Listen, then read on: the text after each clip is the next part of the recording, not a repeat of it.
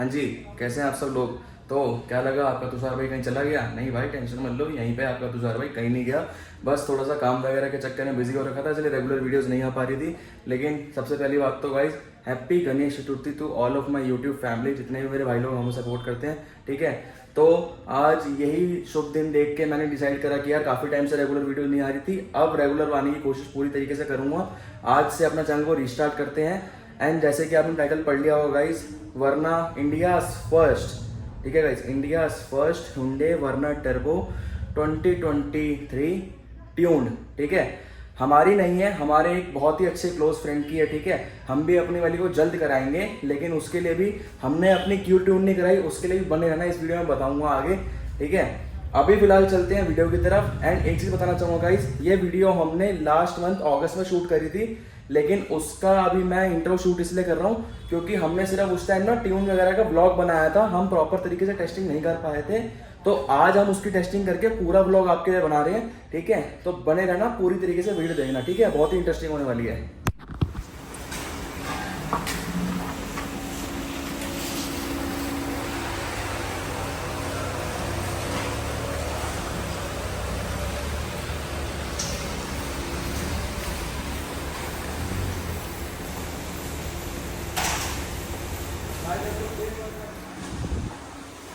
तो गाइज अभी अपन GT tuners पे आ चुके हैं, वो आप देख सकते हैं वहाँ पे गाड़ी लगी हुई। ठीक है, अभी हमारी ये वाली जो वरना टर्बो है गाइज, ये मैनुअल ट्रांसमिशन है। दूसरा, इसका आज डायनो भी होगा एंड ट्यून भी होगा। तो अभी फिलहाल सबसे पहले तो गाड़ी डायनो पे लगेगी, उसके बाद इसका स्टॉक जो अभी फिगर्स आता है ना, कंपनी क्लेम करती है, स्टॉक के स्पेक्स आएंगे, टेस्ट होगा डायनो टेस्ट। उसके बाद इसका फिर स्टेज 1 डेवलप होगा, तो स्टेज 1 में क्या फिगर्स निकालेगी वो भी हमें पता चलेगा। तो पूरा का पूरा आपको ऑफिशियल आज दिखने वाला है इस वीडियो में, तो बने रहना। ठीक है, जैसे जैसे आपको होता है आगे मैं दिखा दूंगा। तो गाइस कार अभी डायनो पे लग चुकी है हमारी। ठीक है, अभी बस 5 से 10 मिनट में अक्षय भी आ जाएंगे, फिर इसका स्टॉक का डायनो रन करेंगे। ठीक है, फिर आपको दिखाएंगे कि स्टॉक में गाड़ी ने क्या प्रोड्यूस करी है पावर। जो इससे पहले DCT वाली का डायनो रन हुआ था स्टॉक में, उसने निकाली थी 148 bhp and 271 Nm of torque. तो आई नो गाइस 10 bhp कम आई है, 158 कंपनी का क्लेम था बट 148 आई। अब उसका रीज़न हमें पता नहीं क्या हो सकता है। देखो, एक तो ओनर जो थे वो उस वाली वरना के, उन्होंने बताया था कि उसकी गाड़ी की सर्विस ड्यू हो रखी है। दूसरा, एक तो वो DCT थी, तो शायद से जो ट्रांसमिशन का जो एक पावर ट्रेन लॉस होता है वो भी हो सकता है रीज़न। एंड एक तीसरा रीज़न ये भी था कि उनकी गाड़ी में उन्होंने जो टायर साइज़ था वो अपसाइज कर रखा था। ठीक है, 225 की प्रोफाइल के टायर्स डाल रखे थे, ऑल्दो 16 इंच के स्टॉक रिम्स थे। बट इस गाड़ी में बिल्कुल भी कोई टेम्परेशन नहीं करा है भैया ने। इसमें 205, 55, 16 ही है जो टायर साइज आता है कंपनी से, एंड अलॉयज भी कंपनी वाले हैं।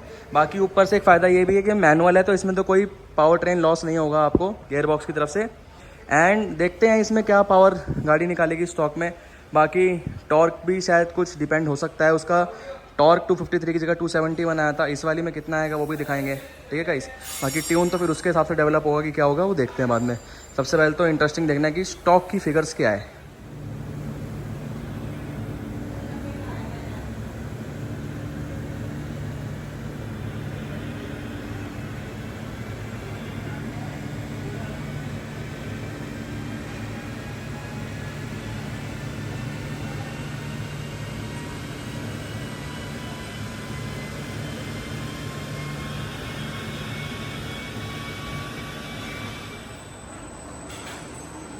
तो गाइस अभी स्टॉक का डायनो रन हो चुका है, जैसे कि आपको दिखाया क्लिप में।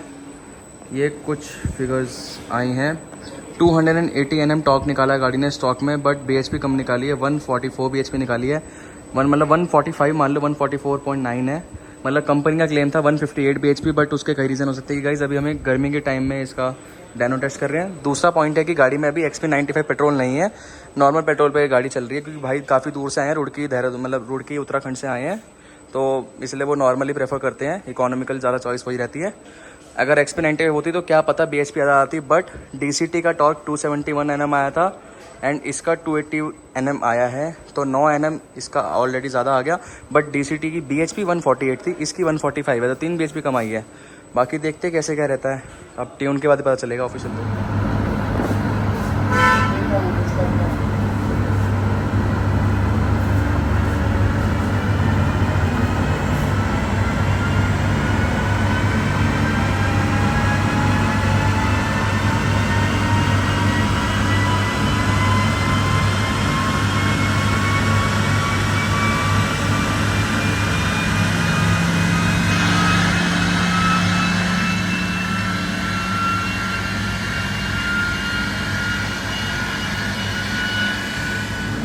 189.4, 342.8।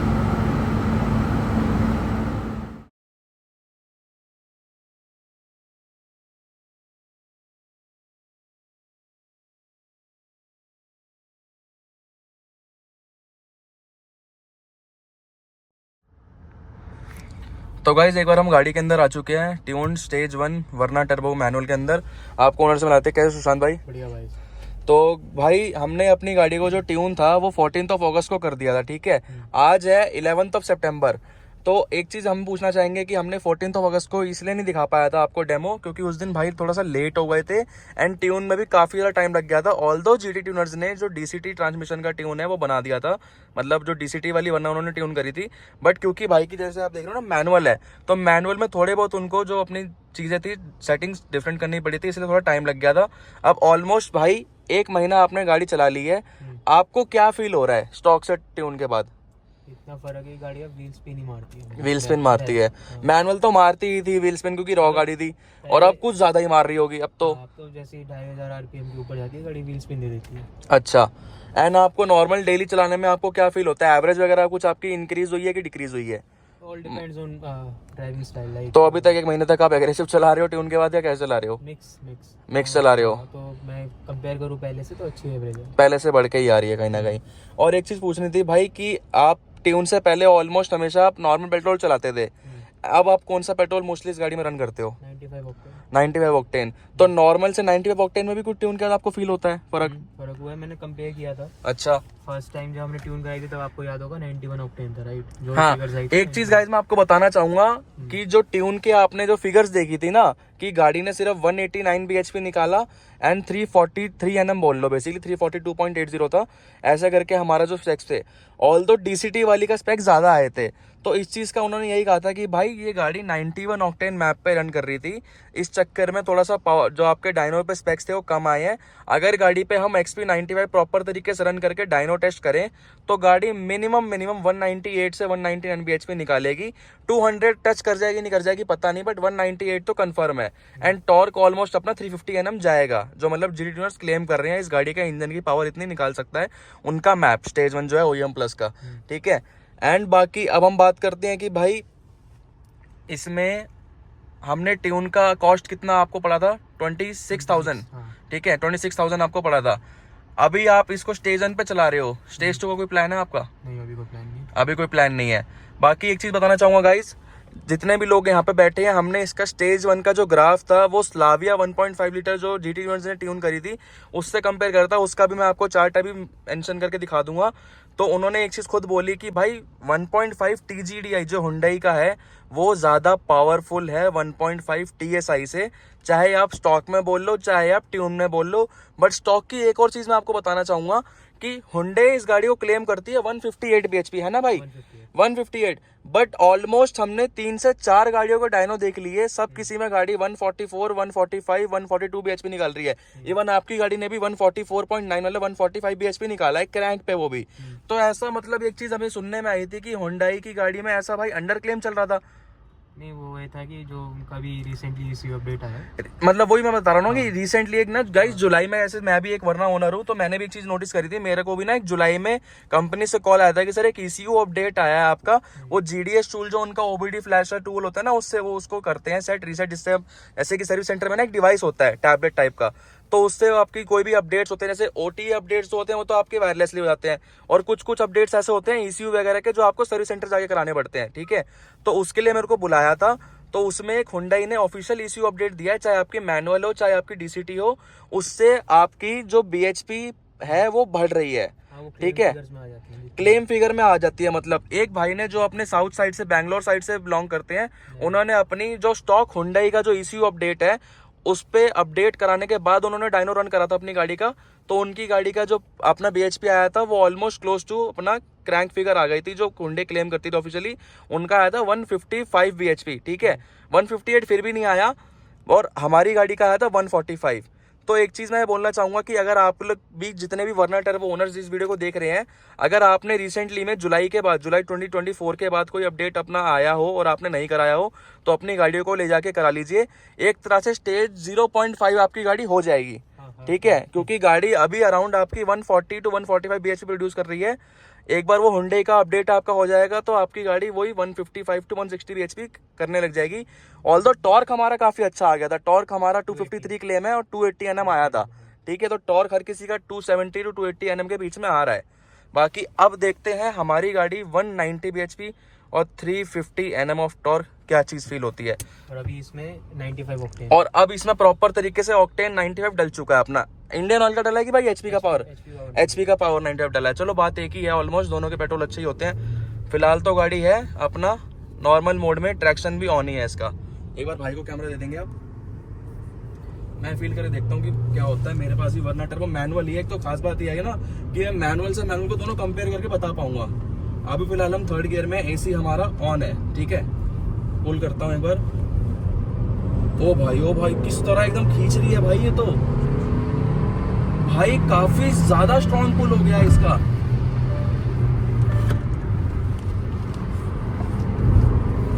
फोर्थ गियर में हम, और अभी नॉर्मल मोड में है। नॉर्मल मोड में, स्पोर्ट तो मैं डाल ही नहीं रहा भाई। और एसी ऑन है, ट्रैक्शन भी ऑन है। एक बार इसका 0 to 100 करके देखते हैं यहाँ पे। ऑल्दो आज थोड़ा सा बारिश का मौसम हो रखा है तो थोड़ा सा रोड गीली होगी और ऊपर से गाड़ी का ट्रैक्शन भी काफी ज्यादा लूज होगा ना। टॉर्क आपने को भी बताया बढ़ गया है। हाँ, तो करके देखते हैं। फिलहाल तो एक बार ट्राई करते हैं।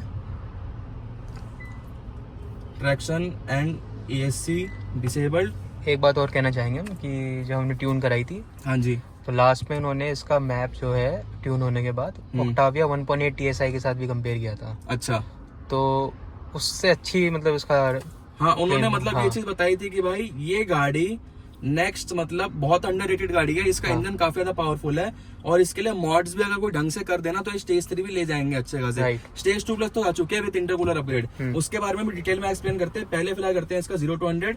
ट्रैक्शन हमने ऑफ कर दिया, एसी हमारा ऑफ है। लॉन्च भाई 3000 पे, एक बार कोशिश करके देखते हैं।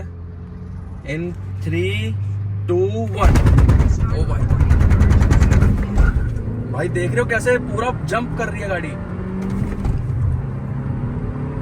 ओ भाई 100 तो पहुंच ही गए, 120 भी हो गया, 150 तक चेक करते हैं।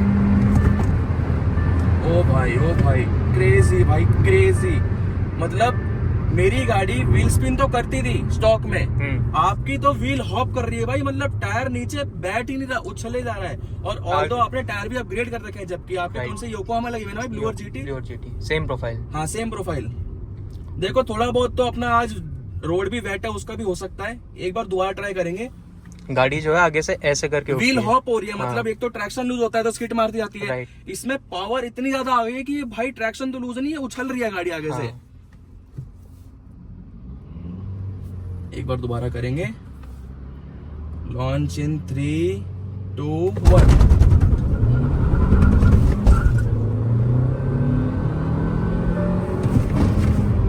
ये लटक गया, कोई नहीं, बट इस बार काफी अच्छा हुआ था। हम्म।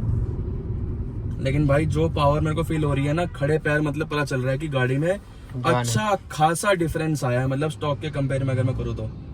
दोबारा से करते हैं। Launch in 3, 2, 1।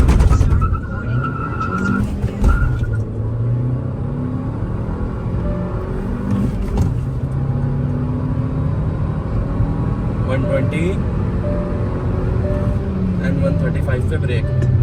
क्रेजी है भाई क्रेजी।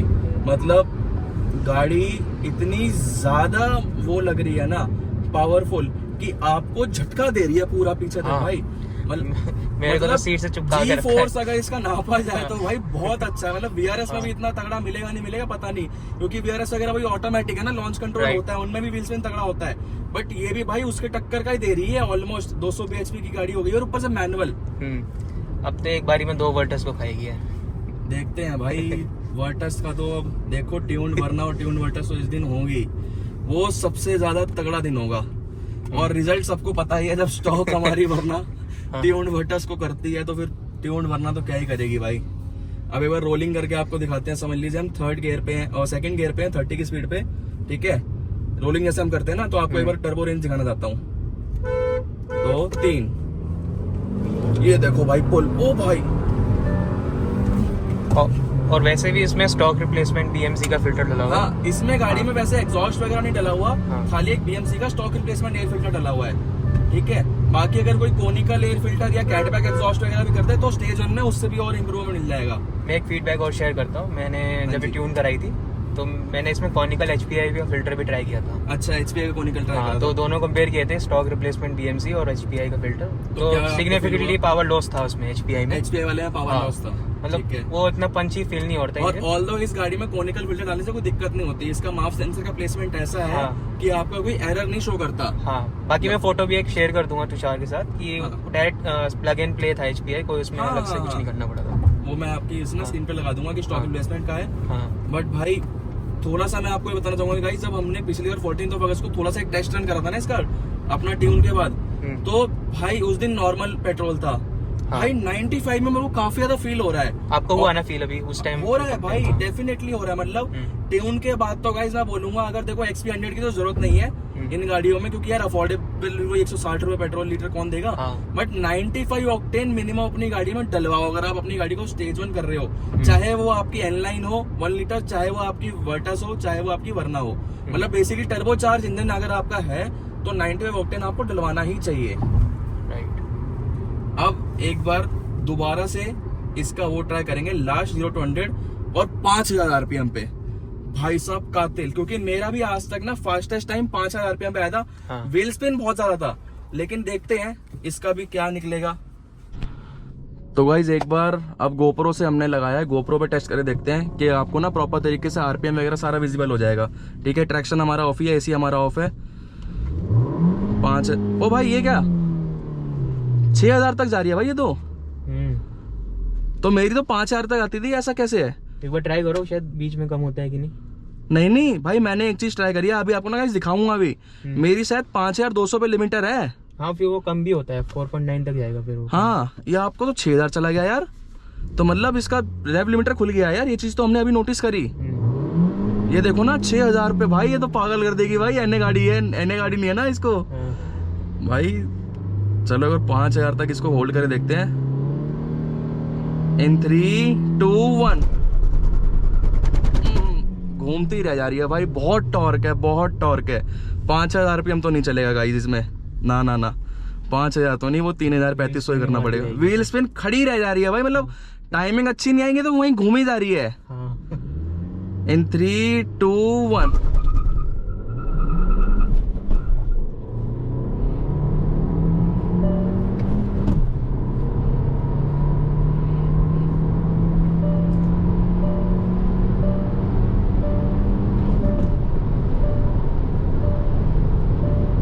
एक बार आपको अब थोड़ा सा और पुल करते हैं। 160, 170 भाई एफर्टलेसली पुल कर रही है गाड़ी।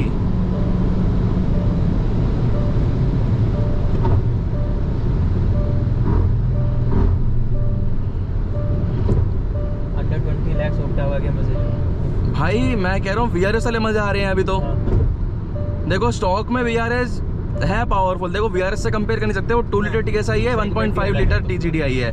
बट मैं कह रहा हूँ आफ्टर स्टेज 1 जो मजा स्टॉक VRS में आता है, उतना ही मजा इस गाड़ी में आ रहा है ढंग से। और ऊपर से थोड़ा और ज्यादा मजा इसलिए आएगा क्योंकि मैनुअल है। ऑल्दो DCT वाले जो ओनर्स है, वरना उनको इतना मजा क्या पता ना है, बट मैनुअल वाले को भाई पूरा आएगा। जो झटका मिल रहा है ना भाई, वो DCT में मिले ना मिले पता नहीं उस चीज का। ड्रैग, और ऊपर से देखो ड्रैग तो भाई DCT से कर ही नहीं सकते।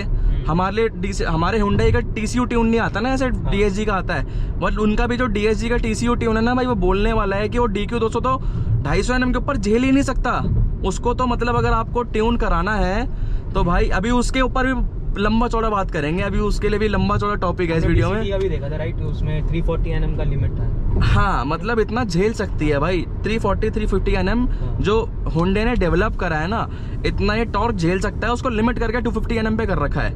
बट DQ200 तो है ही 250 NM पे लिमिट ना भाई, उसकी तो पोटेंशियल 250 NM का है।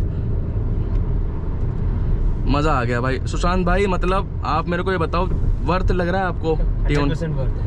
मतलब फॉर टर्बो इंजन 1.5 मतलब OEM प्लस का मैप आपको अच्छा लग रहा है? माइलेज वाइज भी, परफॉर्मेंस वाइज भी खुश होना मतलब। और अभी तक एज सच कई लोगों को मिथ्स भी होता है कि मतलब कोई आपको गाड़ी में इशू फील हो रहा है? कोई इशू नहीं है किसी भी चीज का, टर्बो का ऐसा कुछ लग रहा है कि टर्बो फेल हुआ या किसी चीज का भी कोई बूस्ट प्रेशर का? कोई भी दिक्कत नहीं। तो मैंने इसको गाड़ी को अभी तक अराउंड 3000 किलोमीटर चला दिया। 3000 किलोमीटर मतलब चला दिया। अच्छा खासा ट्यून भी मतलब आपका रम गया है इस गाड़ी में। ECU अडेप्ट जो एक बेसिकली कहते हैं थोड़ा बहुत जो होना होता है वो ढंग से हो गया है। तो उसके बाद से अब तक कोई इशू नहीं आया, गाड़ी एकदम मस्त चलती है। आपको बताइए व्हील स्पिन मारती है। हाँ व्हील स्पिन तो बहुत तगड़ा है भाई इस गाड़ी का। मजे आते हैं गाड़ी को चला के ना। मतलब लगता नहीं है कि जल्दी से अपग्रेड की जरूरत पड़ेगी मेरे को। हाँ जी गाइस, तो आपने एक ड्राइविंग रिव्यू तो इसका थोड़ा बहुत काइंड ऑफ देख ही लिया होगा। अब आते हैं आपसे मेन टॉपिक पे, जो बातें हमें करनी थी ट्यून के बारे में, जो नॉलेज वगैरह आपको देनी है। तो हमने आपको कॉस्ट बता दी कि अगर आपको GT यूनिवर्स का OEM प्लस इस गाड़ी में ट्यून कराना है तो 26,000 का होगा। ठीक है, स्टेज 1। स्टेज 2 का कॉस्ट अभी हमें पता नहीं, क्योंकि GT यूनिवर्स ने स्टेज 2 कोई करे नहीं है। बना तो लिया उन्होंने बट अभी हाँ नहीं है। मतलब अभी कोई बंदा लेके नहीं गया ना स्टेज 2 कराने के लिए, तो उसका हम कह नहीं सकते। ऑल्दो अब बात करता हूँ मैं वुल्फ मोटो परफॉर्मेंस। तो ऑल द कोड 6 का मैप भी आ गया है, बट एक चीज बोलना चाहूंगा गाइस, कोड 6 का ना अभी तक कोई डायनो प्रूफ मैप नहीं हुआ है। मतलब उन्होंने बोल दिया है कि मैप उनके पास है, बट डायनो पे उनकी गाड़ी क्या प्रोड्यूस कर रही है हमें नहीं पता। और कोड 6 का मेरे को एक चीज ये भी है कि मैं पर्सनली कोड 6 को अच्छा खासा मैप मानता हूँ, कि मेरी ऑलमोस्ट सारी गाड़ी में कोड 6 मैप चलता है। तो मेरा भी मन यही था कि मैं कोड 6 का मैप कराऊं अपनी वरना में। बट कोड 6 यार पावर स्पेक्स ही काफी कम दे रही है, सिर्फ 20 bhp और 50 Nm। यार 20 bhp और 40 Nm तो वो लोग एनलाइन में भी देते हैं जो 1 लीटर का इंजन है, और 1.5 में भी खाली 20 bhp का गेन दे रहे हैं। तो वो चीज मेरे को समझ नहीं आई कि यार कोड 6 वाले इतना कम अंडर क्लेम क्यों कर रहे हैं इंजन को, जबकि इंजन प्रोड्यूस कर सकता है अच्छी खासी। अब वही चीज मैं आपको बोलना चाहूंगा कि GT यूनिवर्स का OEM प्लस भी आपका 195 bhp अराउंड दे रहा है एंड 350 Nm टॉर्क दे रहा है आपको ओवरऑल। ठीक है, बट अब आपको बताना चाहूंगा जो वुल्फ मोटो का है, जो स्टेज 1 प्लस उन्होंने डेवलप करा है, तो उन्होंने भी एक DCT ट्यून कर दिया और उन्होंने भी एक मैनुअल ट्यून कर दी है। ऑल्दो हमारी जो ये मैनुअल है गाइस, 14 अगस्त के आपसे ऑफिशियल प्रूफ है हमारे पास, India's first Hyundai Verna turbo manual हमारी ही ट्यून हुई थी। उसके बाद वुल्फ ने ट्यून करी है स्टेज 1, ठीक है, मैनुअल वाली। अब DCT का हम कह नहीं सकते, DCT के बाद भी बहुत कॉन्ट्रोवर्शियल था। DCT भी शायद GT ट्यूनर्स ने पहले करी थी, डायनो क्लेम, बट वो ये कि कोड 6 ने पहले स्टोरी डाल दी थी, तो कुछ कह नहीं सकते। बट मैनुअल का तो हमारे पूरा प्रूफ है कि मैनुअल हमारी ही ट्यून हुई है, OEM प्लस की ही, इंडिया में सबसे पहली। तो गाइस वुल्फ का जो स्टेज 1 प्लस मैप है, तो जो DCT वाली उन्होंने ट्यून करी थी, उसके जो क्रैंक के फिगर्स थे वो थे 211 bhp and 338 Nm of torque. And जो मैनुअल वाली वुल्फ ने ट्यून करी है, उसके जो पावर स्पेक्स थे वो आए थे 201 bhp and 330 Nm of torque. तो उनके चार्ट्स मैं आपको अपना वीडियो में दिखा दूंगा अभी ऊपर। एंड जो हमारे वाले का डायनोग्राफ था वो भी आपको मैंने दिखाई दिया वीडियो में, आप कंपेयर कर लेना। हमारा भी, अगर वही मैंने आपको शुरू में बताया स्टार्टिंग में कि हमारा भी XP91 का मैप हुआ था, मतलब टेक्निकली मैप हमारा XP95 का है, बट डायनो रन हमारा 91 ऑक्टेन पे हुआ था। अगर हमारा भी 95 पे हो तो हमारे भी ऑलमोस्ट 200 bhp आएगी गाड़ी, जो अक्षय भैया ने हमें बोला भी था। बाकी वुल्फ के जो स्टेज 1 प्लस की कॉस्ट है वो है 32,000, ठीक है, एंड जो OEM प्लस की है वो 26,000, एंड कोड 6 की भी जो कोटेशन है वो 26,000 है। तो आप अपने हिसाब से कंपेयर कर सकते हो तीनों ब्रांड्स को कि आपको कौन सा वाला अपना बजट में ठीक लगे। कोड 6 का अभी तक हमने फिलहाल किसी का टेस्ट नहीं देखा, कोई डायनो का तो उसका हम बोल सकते हैं। वुल्फ का ऑफिशियली इंडिया में हमने टेस्ट देख लिया है, एंड GT यूनिवर्स का हमने देख लिया है। अब एक चीज़ मजे की बताना चाहूँगा आपको, आपके पास अगर हुंडई वर्ना टर्बो है तो आप अपनी गाड़ी को स्टेज 2 तो लेके जा ही सकते थे, अब स्टेज 2 प्लस भी लेके जा सकते हो। कैसे स्टेज 2 प्लस मैं क्यों बोल रहा हूँ, क्योंकि गाइज आपकी गाड़ी का जो स्टॉक इंटरकूलर है आप इसको अपग्रेड भी कर सकते हो। वो सब अभी आपको मैं फोटोज दिखा दूंगा। वुल्फ ने, मतलब इंजीनियरिंग एक्सपोनेंट ने, जो डॉक्टर नरेन हमारे एक दोस्त हैं वो बैठे हैं बैंगलोर में, उन्होंने डेवलपमेंट में काफ़ी हेल्प करी है इंटरकूलर अपग्रेड की। वरना की इंटरकूलर अपग्रेड उनकी गाड़ी में नहीं, एक जो DCT वाली वुल्फ ने करी थी उसमें इंटरकूलर लग चुका है। उस गाड़ी ने प्रोड्यूस करी है भाई काफ़ी ज़्यादा अच्छी पावर, ठीक है। वो सब अभी आपको डायनो चार्ट में मैं दिखा दूंगा। बाकी अगर आपको इंटरकूलर लेना हो तो उसकी कॉस्ट आती है 50,000 विद इंस्टॉलेशन, ठीक है, तो वो भी आप ले सकते हो। इन फ्यूचर इसका टर्बो का भी जुगाड़ हो रहा है कि इसके अंदर टर्बो भी अपग्रेड हो जाएगा ऑलमोस्ट आने वाले 5 से 6 महीने के अंदर, ठीक है। तो उसका भी जैसे जो रहेगा फिर प्रॉपर गाड़ी मतलब स्टेज 3 कंपैटिबल हो जाएगी। अभी फिलहाल हम इसको बोल सकते हैं स्टेज 2 प्लस तक एक गाड़ी लेके जा सकते हो अपनी, रेडी बोल्ट ऑन जिसको कहते हैं ऑफिशियली, मतलब कि सीधा लगाओ और ट्यून करो और चलाओ, कोई डेवलपमेंट करने की जरूरत नहीं है, ठीक है। हाँ जी, तो गाइस अब आपको जितना भी मैंने डिटेल दिया था वरना 1.5 TGDI के ऊपर, मतलब वरना टर्बो के ऊपर, वो मैंने आपको बता दिया है। अब बात करते हैं 1.5 TSI, basically Virtus and Slavia की, वर्टस GT एंड स्लाविया की। तो उन गाड़ियों का ना आज तक ग्लोबल ECU लॉक पड़ा है। जितनी भी जो ट्यून हो रही है ना भाई, उनमें ECU स्वैप होता है, ठीक है, सीधा स्वैप होता है। हमारी हुंडई वरना का जो ECU है वो स्वैप नहीं करना पड़ता, वो ऑफिशियली अनलॉक हो चुका है। तो इसलिए ये ट्यून 20 से लेके, मतलब 25 से लेके 30 हजार के बीच में हो जाती है। बट अगर किसी भी बंदे को अपनी 1.5 TSI बेसिकली वर्टस GT या स्लाविया करानी हो ट्यून 1.5 लीटर वाली, तो उनके भाई पैसे लगते हैं मोटे अच्छे खासे। कुछ एस्टिमेट आपको पता है, मैं बताऊं, 65,000 अगर मैनुअल, मतलब 65,000 लगेगा अगर आपके पास मैनुअल है उनका, ठीक है। क्योंकि भाई उसका ECU स्वैप होगा। ECU स्वैप बेसिकली क्या है ना, कि सीधा आपकी गाड़ी का जो स्टॉक ECU है उसको निकाल के दूसरा लगाएंगे, यानी कि एक्स्ट्रा एक ECU लगा देंगे, नहीं, चेंज होता है पूरी तरीके से। तो मतलब वारंटी तो देखो, एक बार को अगर आपकी गाड़ी का स्टॉक ECU है, ठीक है, और उसको आपने ट्यून कर दिया, तो फिर भी एक बार को है कि कुछ चांसेस होते हैं आप बच जाओ। और वैसे भी VW और स्कोडा में तो जो स्ट्रिक्टनेस है वो ज्यादा ही है काफी हद तक, कि उनका तो डेटा लॉग होता है हर, मतलब सर्विस पे भी डेटा लॉग होता है। हमारे हुंडई और होंडा वगैरह में इतना सब कुछ नहीं होता भाई, इनमें इतना कुछ वो उनको मतलब पता भी, नॉलेज बोल लो या मतलब उनको बोल लो कि फर्क नहीं पड़ता हुंडई वालों को। बट उन भाई वैग ग्रुप में सब चीजों का बहुत ज्यादा स्ट्रिक्टनेस है। तो भाई उनकी तो आप स्ट्रेटली मान सकते हो, अगर आपकी गाड़ी ECU स्वैप उनको पता लग गई तो आपकी गाड़ी को वो आउट ऑफ वारंटी तो कर ही देंगे, साथ के साथ आपकी गाड़ी को ब्लैक लिस्ट भी कर सकते हैं वो लोग, ठीक है। बाकी मैं इस चीज की गारंटी नहीं दे सकता किसी भी हद तक कि ब्लैक लिस्ट होगी नहीं होगी, वो आपकी जान पहचान होनी चाहिए तो आप बच भी सकते हो। But under out of warranty तो आपकी गाड़ी पक्का करेंगे अगर ECU स्वैप का उनको पता लगा तो।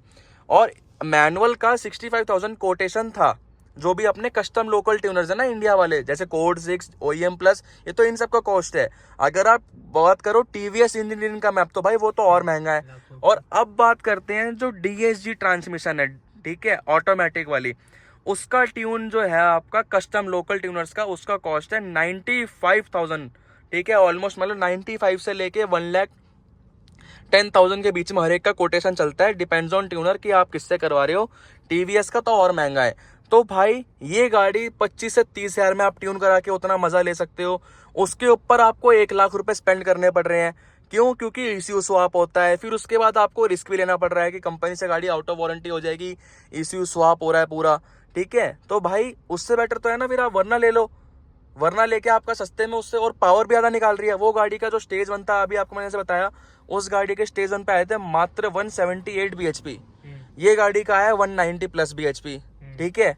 तो भाई किस में ज्यादा पावर है? वो बोलने वाली बात है ना कि हर कोई, कई बड़े बड़े लोग बोलते थे कि वैग ग्रुप का पोटेंशियल ज्यादा है, 1 लीटर 280 bhp निकाल देता है, 1.5 क्यों नहीं निकाल पा रहा भाई? फिर अच्छा रिप्लाई दिया है। मतलब 1.5 TSI क्यों नहीं निकाल पा रहा 200 के पार bhp भाई स्टेज 1 पे? होंडा ही वरना कैसे निकाल रही है? कुछ लोग हैं जो स्टेज 2 पे भी 212 क्लेम कर रहे हैं, बट कोड 6 ने जो एक्चुअल डायनो में दिया है 180। मतलब भाई जो वर्टस के कई लोग लिखते हैं ना 210 bhp, तो भाई कोड 6 185 bhp, उन्होंने कोड 6 ने डायनो प्रूफ करके दिखाया है कि भाई एक तो ना स्टेज 2 हर कोई वर्टस वगैरह करा रहा है, बट स्टेज 2 का डायनोग्राफ बहुत कम है यार ऑनलाइन, मतलब पब्लिक को पता नहीं है, तो क्लेम लिखने में कुछ भी लिख दो। अब हुंडई वरना के तो ऑफिशियल क्लेम है ना कि यार स्टेज 1 पे इतनी है, स्टेज 2 पे इतनी जाएगी, अब कोई स्टेज 2 कराएगा अपनी तो, ठीक है। वरना स्टेज 2 हो गई है, कोड 6 ने कर दी है विद ऑप्शन बैंक मैप, मतलब वही है कि डायनो रन नहीं हो रखा उसका, तो कोई क्लेम ले नहीं सकते। बट ऑफिशियली वरना स्टेज 2 का डायनोग्राफ अभी तक आया नहीं है भाई, जैसे ही आएगा हम लोग आपको बता देंगे, अपडेट कर देंगे कहीं ना कहीं पे, ठीक है। इंटरकूलर लग गया है, बट ऑफिशियल डायनोग्राफ उसका जो क्रैंक की फिगर है वो अंडर डेवलपमेंट है गाइज, अभी उसका ऑफिशियल प्रॉपर ट्यून नहीं आया है विद इंटरकूलर, ठीक है। तो उसका हम आपको कह सकते हैं, स्टेज 1 प्लस तक का हमने आपको बता दिया। अब भाई मैं ये चीज बोलना चाहूंगा कि अगर आप ट्यून्ड की ड्रैग रेस देखना आते हो तो हम कोशिश करेंगे पक्की तरफ से कि भाई लाने की, ठीक है, कि वर्टस GT या स्लाविया 1.5 स्टेज 1 वर्सेस वरना टर्बो स्टेज 1, ठीक है। एंड DCT वाली का तो भाई मैं बोल नहीं सकता कि DCT वाली से ड्रैग रेस आपको करनी चाहिए, या इवन आपको वर्टस जो आपके पास DSG है उससे ट्यून के बाद ड्रैग रेस करना चाहिए, क्योंकि जैसे कि हमने भी एक रेस करी थी अपनी वरना की एक DSG वाली वर्टस से, तो उसमें यही देखा था कि भाई ओनर ने N2D कर दिया, वो भाई बिल्कुल भी रिकमेंडेड नहीं है। हुंडई का DCT फिर भी 340 Nm तक उन्होंने डेवलप कर रखा है कि 340 Nm तक झेल सकता है, बट DQ200 आपका 250 Nm तक ही लिमिटेड है, ठीक है, उससे उसकी ऊपर पोटेंशियल नहीं है, उसका TCU ट्यून मस्ट है, तो इसलिए उसका कॉस्ट 95,000 है, मतलब समझ रहे हो, एक तो ECU स्वैप का भी कॉस्ट हो गया, फिर ECU ट्यून तो होगा ही आपका ट्यून का कॉस्ट, बट TCU ट्यून का भी कॉस्ट है, इसलिए 65 से ज़्यादा आपके मतलब जहाँ मैनुअल आपकी 65,000 में ट्यून हो जाती है, वहीं आपको ऑटोमेटिक वाली DSG के लिए आपके 95,000 देने पड़ते हैं। और उसके बाद भी लॉन्च कंट्रोल आप एक्टिवेट करा सकते हो, बट भाई ट्यूनर आपको लिख के दे देगा भाई पेपर पे कि भाई कल को तुम्हारा अगर गियर बॉक्स उड़ा तो मेरे को आके मत बोलना कि लॉन्च कंट्रोल एक्टिवेट आपने करके दिया था, अब मेरा गियर बॉक्स उड़ गया तो आपके ट्यून से उड़ा है।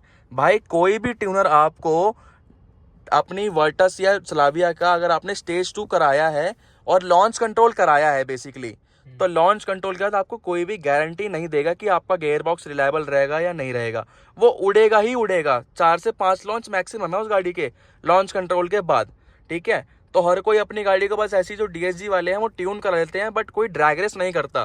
बोलने को हर कोई बोल देता है कि ड्रैग रेस करेंगे, बट भाई ड्रैग रेस करने के लिए फिर गूदा चाहिए उस गाड़ी को, मतलब गियर बॉक्स फिर 1.5-2 लाख का फिर मैकाट्रॉनिक जो उड़ेगा ना आपका, उसके लिए तैयार रहो।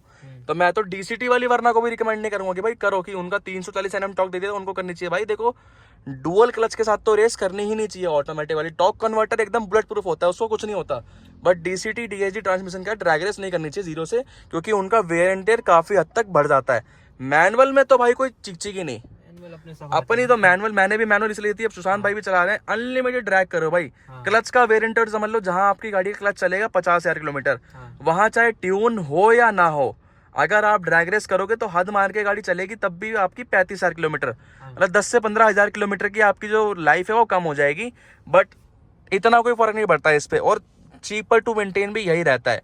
तो वर्टस भी अगर आप पे है तो मैनुअल वाली, तो मैं रिकमेंड करूंगा उसको भी एक बार को ट्यून करा लो, बट DSG वालियों को भाई मैं नहीं बोलता। वो स्टॉक में भी बॉक डाउन कर दिया है उसमें, हाँ यार ये भी चीज है कि उनमें ना ट्यून के बाद भी बॉक डाउन नहीं सॉल्व हो पा रहा, उनका RPM लिमिटर खुल ही नहीं रहा। जैसे अभी हमने देखा ना कि हमारा भी 6200 चला गया, अभी मैं स्टॉक अपनी वरना का भी एक बार क्लिप डाल के दिखा दूंगा इस वीडियो में कि मेरी वाली 5200 तक की लिमिटेड है, उसका भाई ट्यून के बाद भी नहीं खुल पाएगा। वर्टा स्लाविया का 1.5 TSI मैनुअल का, उसमें चिक है। तो बाकी तो कई जितने भी आपको हमें इन्फॉर्मेशन दे रही थी हमने दे दी है अभी के रिलेटेड, जो भी टॉपिक्स ओपनली प्लेटफॉर्म पे किसी ने नहीं बताए थे हमने आपको सारी रियलिटीज बता दी है। होप करता हूँ आपको वीडियो इन्फॉर्मेटिव लगी होगी और अच्छी लगी होगी। अगर ये वीडियो अच्छी लगी तो इसको लाइक करना, शेयर करना एंड ज़्यादा से ज़्यादा शेयर करना, ठीक है guys. Thank you so much for watching. बाकी ड्रैग रेस भी इस गाड़ी का पॉसिबल है तो सोना आपके लिए आएगी पक्का से पक्का, ठीक है।